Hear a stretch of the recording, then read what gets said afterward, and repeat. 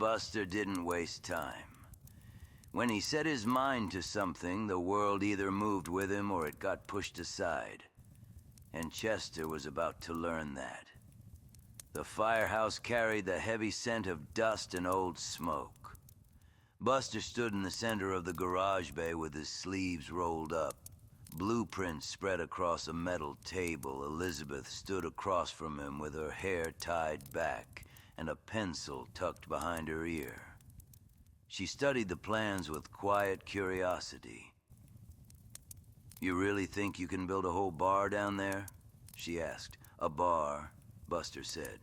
"No, a whole operation. Music, tables, back rooms, a private office, a second exit for the important folks." She smirked a little. "You're serious about this." "Always am." They leaned over the blueprints together, and for a brief moment, Buster almost looked like any other man planning a simple business. But Elizabeth sensed there was something else behind it. Something bigger, something heavier. A cold breeze swept in from the open bay door, and she shivered. Buster didn't react at all. Before long, the crew arrived. Men Buster trusted. Men whose hands could build and whose mouths wouldn't run. They moved fast, carrying lumber into the basement, installing hidden walls, reinforcing beams, carving out a bar counter, wiring concealed lighting, and constructing a disguised entrance behind an old hose locker. Elizabeth watched from the stairwell, stunned at how quickly her world was changing. "You sure nobody's gonna ask what all this is for?" she whispered. "Only people who don't get invited," Buster said. She laughed softly despite herself as the basement filled with noise from saws and hammers. Buster stepped outside for air. The street was quiet. Too quiet. A dark shape moved in the reflection of a puddle near the curb. He didn't turn. He didn't have to. "You taken a liking to this place?" the demon said, his voice smooth and amused. Buster exhaled smoke slowly. "You here to criticize my decor?" "No," the demon replied with a low laugh. "I'm impressed. A speakeasy in an old firehouse? That's bold, even for you." Buster's expression hardened. "Why are you here?" The demon stepped into full view, charred skin, sharp grin, hat tipped with perfection. "Just checking on my investment." "I ain't your investment," Buster said. "I'm building something real here."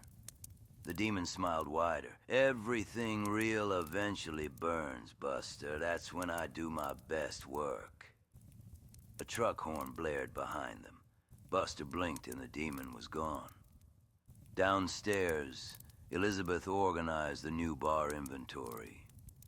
She lifted a bottle, rubbing dust from the label when a flicker of movement caught her eye. In the far corner, she thought she saw a pale hand dragging along the stone wall, a crouched shape moving low to the ground. Then it was gone. She gasped. Buster came down the stairs a moment later. "You call me?" he asked. Elizabeth swallowed. "Never mind. Thought I saw something." It was nothing. But the way she glanced at the shadows afterward made Buster watch her a little more carefully. By nightfall, the basement had begun its transformation, walls reinforced. Bar frame completed. A secret hallway mapped out. Ventilation cleared. Floors polished. Candles arranged where the electric lights would eventually go. Elizabeth stood beside Buster at the top of the stairs. "This is gonna be something, ain't it?" "Something big," he said. She hesitated before speaking again. "I ain't never had anything like this before. A chance like this. A say in something. So thank you, Buster." He looked at her not like a boss or a stranger, but like someone who finally saw her. "You earned it." She smiled, a small, genuine smile. But the firehouse held more than new beginnings. Its old walls carried weight, memories and shadows that lingered in places neither of them could see. Something ancient had found a home there long before they arrived. If you hear your name while listening to this, stop. Don't let them know you're here.